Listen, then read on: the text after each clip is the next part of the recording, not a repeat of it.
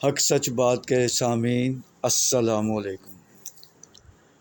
آج جو حق سچ بات لے کر میں آپ کی خدمت میں حاضر ہوا ہوں وہ منسوب ہے حضرت بابا فرید الدین گنج شکر رضی اللہ تعالیٰ عنہ سے۔ ان کی شخصیت کسی سے ڈھکی چھپی نہیں ہے۔ اللہ پاک نے انہیں بہت ہی بلند بالا مقام عطا فرمایا ہے، یا یوں سمجھ لیں آپ کہ پاکستان میں چشتیہ سلسلے کے وہ ہیڈ آف دا ڈپارٹمنٹ ہیں۔ پراپر بیعت ان کی حضرت قطب الدین بختیار کاکی رضی اللہ تعالیٰ عنہ سرکار سے ہے، اور جن دو بڑی شخصیات کے یہ پیر و مرشد ہیں بابا فرید الدین گنج شکر سرکار، ان میں سے ایک کا نام حضرت نظام الدین اولیاء رضی اللہ تعالیٰ عنہ اور دوسرے حضرت علی احمد علاؤ الدین صابر رضی اللہ تعالیٰ عنہ۔ تو قصہ کچھ یوں ہے کہ ایک بہت بڑے عالم تھے، اور وہ عالم اس نوعیت کے تھے کہ وہ جہاں بھی جاتے، جس محفل میں بھی جاتے، ایسے سوال لوگوں کے آگے رکھ دیتے، بڑے بڑے علماء کے سامنے رکھ دیتے کہ وہ لاجواب ہو جاتے، اور یہ کر کے ان کو بہت مزہ آتا۔ کبھی کہیں جا رہے ہیں، کبھی کہیں جا رہے ہیں، مطلب جہاں پتہ چلتا ہے کہ بڑے بڑے لوگ نامی پڑھے لکھے عالم ہیں تو یہ وہاں پہنچ جاتے، صرف اس لیے کہ انہیں زیر کریں، لاجواب کریں اور اس کا لطف اٹھائیں۔ تو ایک دن بڑے سکون سے بیٹھے ہوئے تھے اور اپنے کچھ ملنے والوں کے درمیان تھے، تو ایسے بڑائی میں آگے انہوں نے بولا کہ اب کوئی ایسا عالم نہیں رہا اس خطے میں جس کو میں نے لاجواب نہ کیا ہو۔ تو وہاں ایک بیٹھے شخص نے بولا کہ کیا آپ پاک پتن گئے ہیں؟ تو کہنے لگا کہ وہاں کیا ہے؟ تو اس نے کہا کہ وہاں ایک بزرگ ہستی ہیں جن کا نام بابا فرید الدین ہے، آپ ان سے ایک بار ملاقات ضرور کریں۔ اگر آپ ان کو بھی زیر کر لیتے ہیں، لاجواب کر دیتے ہیں، تو پھر کچھ آپ ایسی بات کرنے کے مجاز ہوں گے کہ جی میں نے سب کو لاجواب کر دیا۔ تو اس نے کہا یہ کون سی بڑی بات ہے؟ وہ صبح ہی پاک پتن کی طرف روانہ ہو گیا، وہاں ایک سرائے میں ٹھہرا، پتہ لگایا کہ کہاں بیٹھتے ہیں، وہاں پہنچا۔ تو جس وقت وہ پہنچا تو سرکار کچھ مریدین کے ساتھ اور کچھ اہل علاقہ جو ان کی خدمت میں حاضر ہوئے تھے، کچھ بیان سننے کے لیے، کچھ اپنے دل و دماغ کو روشن کرنے کے لیے بیٹھے تھے۔ تو یہ شخص وہاں پہنچا، تو اس نے کہا، سلام کیا اور کہا کہ مجھے کچھ سوالات ہیں جو مجھے بہت تنگ کر رہے ہیں، راتوں کو سونے نہیں دیتے۔ تو کسی نے آپ کا پتہ بتایا تھا کہ میں آپ کے پاس آؤں اور ان سوالوں کا جو میرے لیے مسئلہ بنے ہوئے ہیں اس کا حل آپ سے لوں، کہ آپ مجھے بتائیں کہ اس کا کیا حل ہے۔ تو بابا سرکار فرماتے ہیں بولو آپ کون سے سوالات ہیں؟ تو اس نے ایک ایک کر کے سوال بولنے شروع کیے۔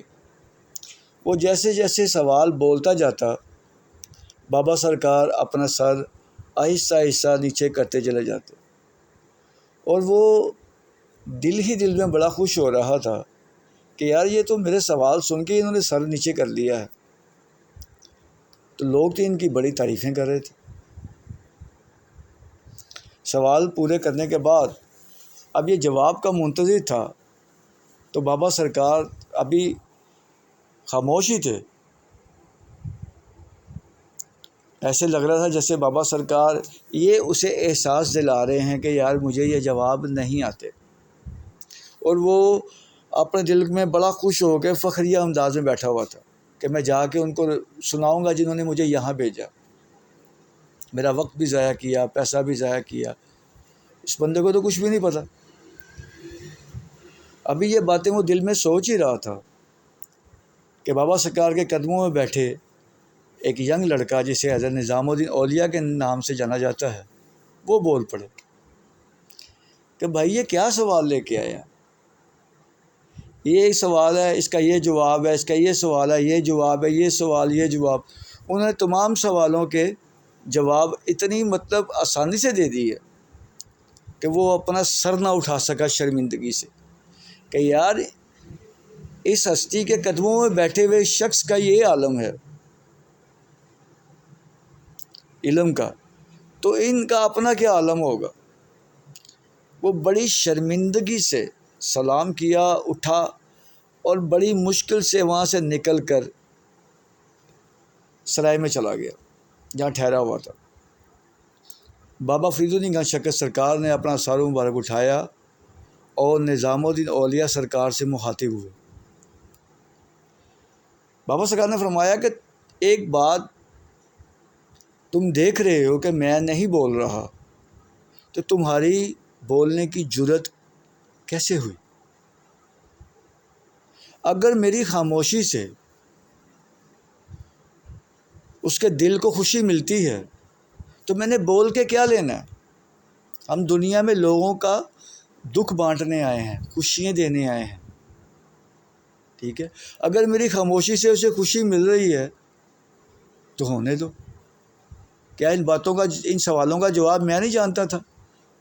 تم نے کیوں بولا؟ اب تمہاری سزا یہ ہے کہ اس بندے کو راضی کر کے دوبارہ میرے پاس لے کر آؤ، اور ایک بات سن لینا یہ غور سے کہ اگر یہ شخص، اگر تم اس کو میرے پاس نہ لا سکے تو تم بھی مت آنا، کیونکہ تمہارے ساتھ بھی میرا تعلق ختم۔ اس بات نے نظام الدین اولیاء کو جھنجھوڑ کے رکھ دیا۔ وہ اتنے کرب اور اتنی تکلیف میں آ گئے کہ ان کا بس نہیں چل رہا تھا کہ زمین پھٹے اور وہ اندر گھسے۔ بڑی ہمت کر کے نکلے، پتہ لگایا وہ شخص کدھر گیا، پتہ کرتے کرتے وہ سرائے میں پہنچے تو جا کر اسے معافی مانگی کہ یار میرے سے غلطی ہو گئی ہے، مجھے معاف کر دو، میرے بولنے سے جو تیری دل آزاری ہوئی ہے اس کے لیے معاف کر دو، اور میرے ساتھ دوبارہ میرے شیخ کے قدموں میں چلو۔ وہ شرمندگی سے جا نہیں رہا تھا اور آپ بضد تھے، معافیاں مانگی جا رہے تھے، اس کے گھٹنوں کو ہاتھ لگا رہے تھے، یار مجھے معاف کر دے بھائی، اگر تو نہ گیا تو میرا معاملہ خراب ہو جائے گا۔ تو اس نے کہا یہ انہوں نے کہہ کے بھیجا؟ کہہ رہے ہیں یہی تو بات ہے کہ انہوں نے مجھے صاف صاف کہہ دی ہے، کہہ رہے اس کو لے کے نہ آیا تو تم بھی مت آنا۔ کہتے یار آپ کے شیخ کی یہ شان ہے کہ جانتے ہوئے کہ میں کس کام کے لیے آیا تھا، وہ پھر بھی خوشی سے خاموش ہو رہے تھے۔ میری نظر میں وہ ناقص علم اور یہ وہ ثابت کر رہے تھے اپنے آپ کو کہ میں خوش ہو جاؤں صرف میری خوشی کے لیے۔ اتنی بڑی سرکار، اتنا بڑا ظرف، تو وہ واپس اس آنے کو تیار ہو گیا اور حضرت نظام الدین اولیاء لے کر آئے۔ ان کی اپنی بھی جان میں جان آئی اور اس شخص نے پھر بابا سرکار کے قدموں میں گر کر اپنی تمام زندگی ان کی خدمت میں گزار دی۔ اس سے یہ سبق ملتا ہے کہ اولیاء اللہ کسی کی بھی دل آزاری نہیں کرتے، حتیٰ کہ کوئی انہیں شرمندہ کرنے کی کوشش کر رہا ہو وہ اسے بھی دکھی نہیں کرتے۔ ایسی شان ہے اولیاء اللہ کی، اسی لیے تو یہ اولیاء اللہ ہے، اور ہمیں یہ اپنے عمل سے سبق دیتے ہیں، پر ہم لوگ اتنے ڈھیٹ ہیں کہ اس طرف جاتے ہی نہیں ہیں، بس اپنا سارا زور اچھی بات پہ واہ واہ کرنے میں گزار دیتے ہیں، اپنا آپ کا خیال نہیں کرتے کہ یار کہ اگر میں کسی کے لیے اچھا نہیں کر رہا تو کم سے کم اپنے لیے اچھا کروں۔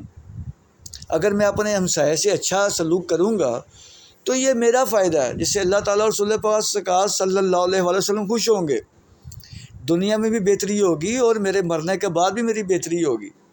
لوگوں کو دھوکہ مت دوں،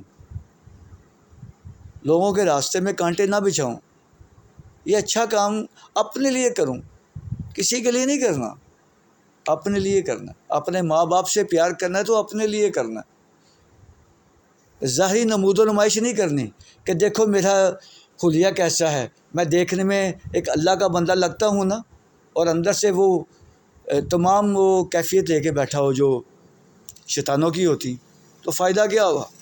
دنیا کو جیتنا ہے؟